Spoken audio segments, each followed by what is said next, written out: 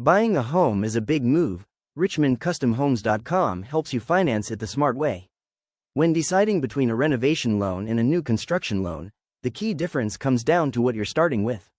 A renovation loan is ideal if you're buying an existing home and want to update or remodel it, allowing you to finance the purchase and renovation costs together in one loan.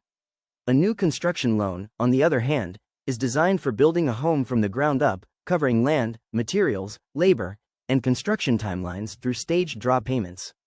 Renovation loans can be faster and more budget-friendly for buyers who love a location but want modern upgrades, while construction loans offer total design freedom and customization. Each option has different approval requirements, timelines, and budgeting rules, which is why choosing the right loan upfront can save you time, stress, and money. That's where expert guidance makes all the difference. For more info, Dwayne Buziak, Mortgage Maestro, NMLS 1110647. Call 804-212-8663. Email Dwayne at coast2coastmall.com.